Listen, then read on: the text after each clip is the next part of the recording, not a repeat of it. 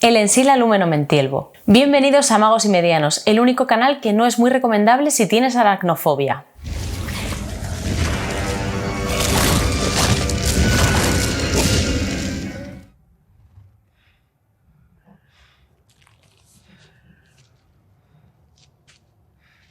Pero puedes probar suerte en Poniente.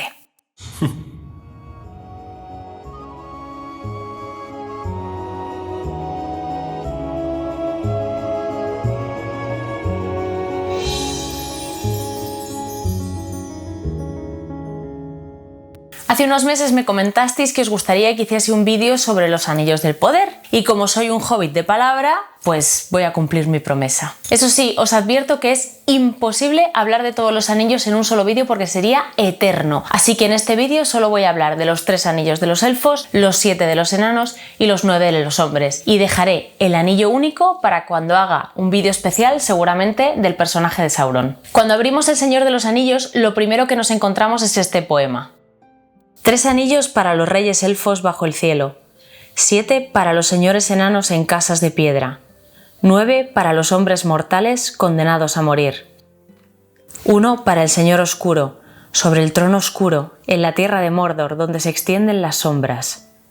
Un anillo para gobernarlos a todos, un anillo para encontrarlos, un anillo para traerlos a todos y atarlos en las tinieblas, en la tierra de Mordor, donde se extienden las sombras.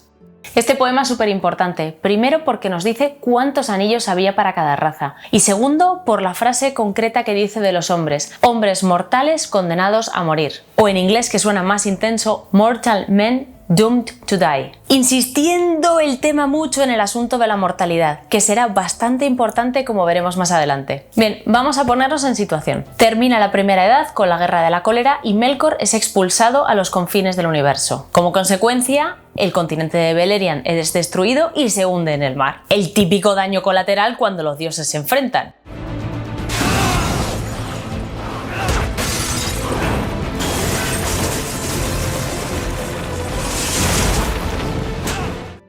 Algunos elfos deciden en ese momento regresar a Valinor y otros deciden quedarse para poblar esa zona que en la Tercera Edad conoceremos como la Tierra Media. Gil-galad permanece en la parte que se ha salvado del reino de Lindon junto con un joven Elrond. Y como ya dijimos en el vídeo sobre Khazad-dûm, los enanos, el pueblo de Durin, está viviendo tranquilamente desde hace muchísimo tiempo en Moria. Pero otra parte del pueblo de los Noldor, y según los cuentos inconclusos, la propia Galadriel, fundan el reino de Eregion, también conocida como Acebeda. Y será en su capital, Ost-in-Edil, donde se forjen los anillos de poder. Si la Tierra Media existiese de verdad, ese sería el lugar de peregrinación por excelencia. En la ciudad de Ost-in-Edil se forma el gremio de orfebres, o en élfico Wyrth y Myrdain, que sobrepasan en habilidad a todos los que hayan existido, excepto a Fëanor.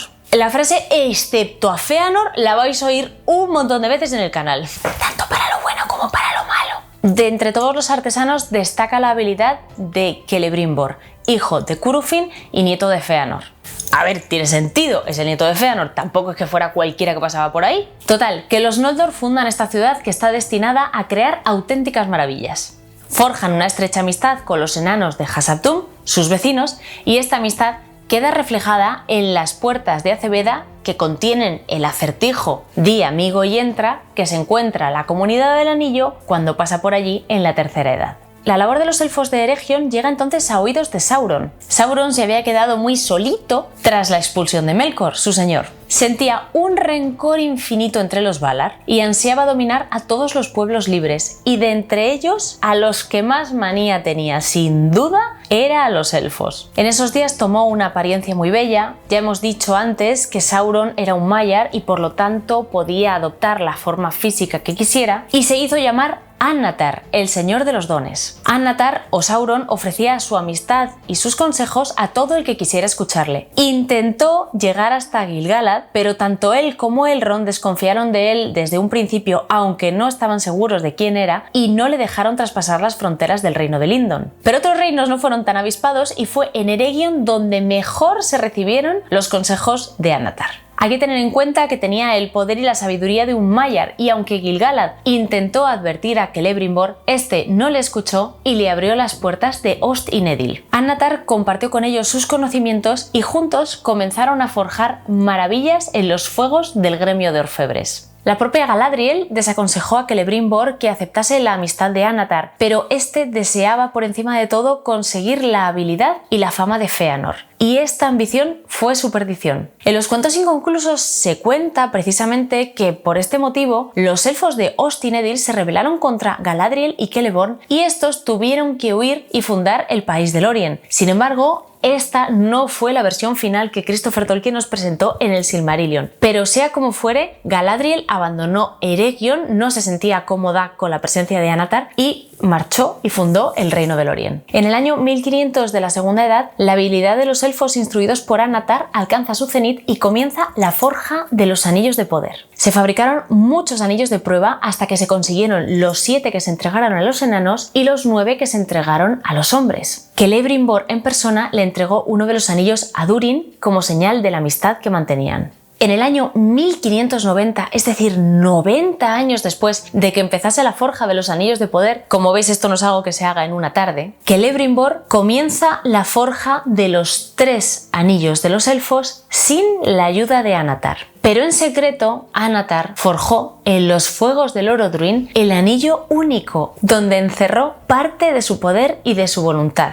Un anillo para gobernarlos a todos. En cuanto Annatar se pone el anillo único, se revela ante el mundo como Sauron y los elfos, que son capaces de presentirlo, se dan cuenta del engaño que han sufrido, de que han caído en la trampa y rápidamente se quitan los anillos de poder. Sauron monta en cólera y les exige que se los devuelvan, ya que sin su ayuda nunca habrían podido forjarlos. En los cuentos inconclusos se cuenta que Celebrimbor va hasta Lórien para pedirle consejo a Galadriel, que ya lo podéis imaginar. ¿Te lo dije? ¿Te lo dije o no te lo dije? En fin, en el Silmarillion no se cuenta que visitase a Galadriel, pero en lo que sí coinciden ambas versiones es en que Celebrimbor escondió los 3 anillos de los elfos y se los entregó, 1 a Galadriel y 2 al rey Gil-galad de Lindon. Para él era muy importante que Sauron no encontrase nunca estos 3 anillos, ya que no había participado en su creación y por lo tanto no estaban sometidos a su voluntad, aunque de alguna manera sí que estaban ligados al anillo único. Sauron marcha entonces con sus ejércitos sobre Eregion y aunque el rey Gil-galad y Galadriel intentan enviar ayuda, esta llega tarde. Celebrimbor es capturado y sometido a terribles torturas. Termina confesando dónde están escondidos los 9 y los 7, pero Sauron no consigue arrancarle ni una palabra sobre los 3, así que le da una muerte horrible y después utiliza su cuerpo como estandarte en la que probablemente es la escena más gore que Tolkien escribiese jamás. ¿O no?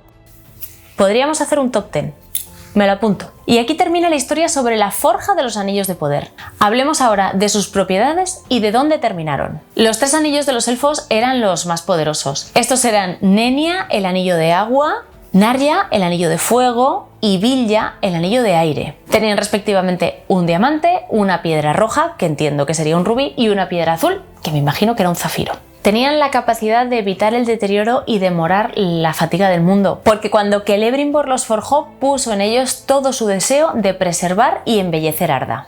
Nenya fue entregado a Galadriel, quien lo conservó hasta el fin de los días, y se dice que gracias al poder de este anillo parecía que en Lórien el tiempo no pasase. Los otros 2, como he comentado antes, fueron encomendados a Gil-galad, quien le entregó uno a Elrond antes de partir a la batalla de la Última Alianza y otro a Círdan de los Puertos Grises. Elrond también conservó este anillo hasta el final, pero Círdan se lo entregó a Gandalf en cuanto puso un pie en la Tierra Media, porque pensó que le serviría para la misión que tendría que cumplir. Cuando termina El Señor de los Anillos y los hobbits se despiden en los Puertos Grises, es cuando Frodo se percata de que Gandalf lleva en el dedo abiertamente el anillo de fuego. El poder de este anillo estaba relacionado con detener la fatiga, y aunque vemos que no tiene un gran efecto en Gandalf, porque por ejemplo en las minas de Moria comenta que está muy cansado antes de enfrentarse al Balrog, sí que parece que es capaz de inflamar los corazones y dar esperanza a los que están a su alrededor, porque en la batalla de Minas Tirith se comenta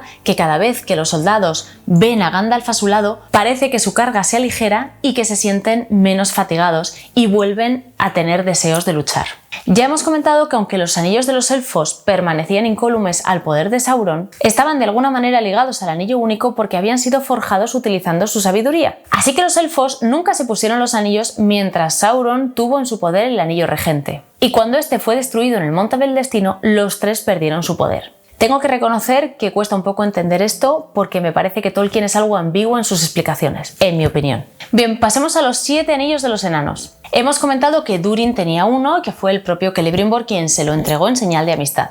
El resto Sauron fue repartiéndolos a quienes se los aceptasen, por lo tanto entendemos que acabaron en las 6 casas de los enanos que todavía no tenían ningún anillo. Sin embargo, Aule había hecho a los enanos muy resistentes y no se doblegaban con facilidad. Por lo tanto, Sauron no pudo controlarles a través de estos anillos y tampoco se volvían invisibles al ponérselos. Lo único que ocurría es que estos anillos inflamaban en sus corazones el deseo de riquezas, una codicia por el oro muy difícil de soportar. De los 7 anillos, 4 fueron devorados por los dragones y 3 recuperados por Sauron. Los hombres recibieron 9 anillos y estos sí sirvieron al propósito para el que Sauron los había forjado, porque según cuenta el Silmarillion, los hombres son más fáciles de engañar y de corromper.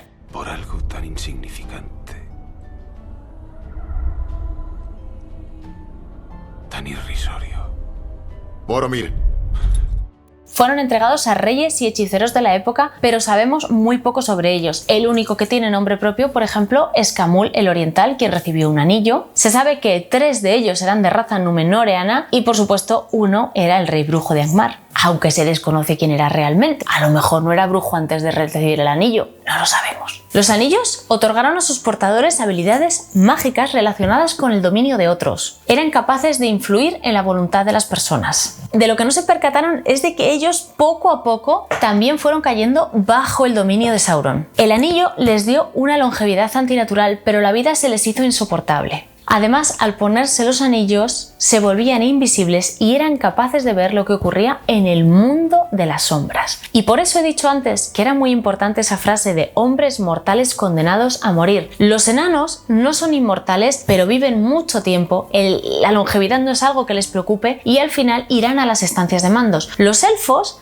su espíritu es inmortal y acabará yendo a las estancias de mandos o vivirán eternamente en Valinor. Pero los hombres están condenados a morir. Por lo tanto, esa losa que llevan encima, ese temor, esa desconfianza en el destino que Eru tiene preparado para ellos, es lo que les hace fáciles de engañar, fáciles de corromper, fáciles de atraer al lado oscuro y además susceptibles de visitar ese mundo de tinieblas que, por cierto, merecería su propio vídeo. Y si no quieres perdértelo, te recomiendo que te suscribas ahora mismo. En fin, poco a poco esos 9 hombres fueron perdiendo forma corpórea y convirtiéndose en espíritus de ese otro lado, completamente ligados a la voluntad de Sauron y al anillo único. De esta forma se convirtieron en los espectros del anillo, los Nazgûl, los más temibles y poderosos aliados del Señor Oscuro. Y aquí termina la historia completa de los anillos de poder. Un par de curiosidades interesantes. Cuando se habla de los anillos de los 9 y de los 7, parece que son anillos distintos, pero yo no estoy tan segura. Es verdad que en muchos textos se dice que Sauron le pregunta a Celebrimbor por los 7 y los 9, como si fueran completamente diferentes, como si fueran 2 clases de anillos distintos. Pero realmente no se especifica en ningún sitio que tuvieran propiedades distintas a la hora de su creación. Sí que tienen efectos distintos dependiendo de su portador, pero no creo que eso tenga nada que ver con los anillos, sino con la persona que lo recibe. Además, sabemos muy poco sobre su descripción. Sí que sabemos que los que recibieron los enanos eran de oro y me imagino que debían tener alguna piedra u ornamento, puesto que el único anillo de oro liso era el anillo único. Pero no sabemos si los de los hombres, aunque fuesen de plata, tuvieran piedras, grabados o cualquier otro material, no hubieran tenido el mismo efecto en los enanos si todos se les hubieran dado a ellos. Es decir, si hubieran aceptado solo 3 enanos y 13 hombres, me imagino que el efecto habría sido el mismo porque los anillos eran intercambiables. Pero si tenéis una opinión distinta, podéis dejarlo en los comentarios y debatimos un poco al respecto. Y por último, lo que ha motivado este vídeo, eso que comenté en el vídeo de la muerte de los elfos sobre el pecadillo de los elfos con los anillos de poder. Ya dijimos en su momento que los elfos realmente no eran inmortales del todo, sino que estaban ligados al destino de Arda. Para ellos, crear estos anillos de poder que preservasen Arda, que la mantuviesen tal y como está y que no permitiesen que el tiempo pasase, era una forma de hacer un una pequeña trampa a Eru. Y creo que es lógico que al final los 3 anillos pierdan su poder, ya sea porque el único se destruya o porque ocurriese otro acontecimiento distinto. Pero no te puedes saltar el plan de Ilúvatar a la ligera, por lo tanto era difícil que al final ese poder de los anillos hubiese podido frenar completamente el paso del tiempo en Arda.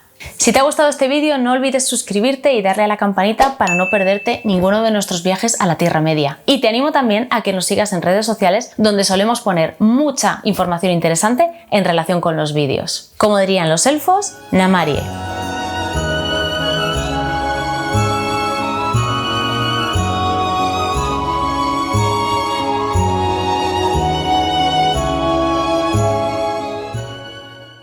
Tenía la capacidad de algo importante. Ni se te ocurra meter esto en las tomas falsas, que te conozco.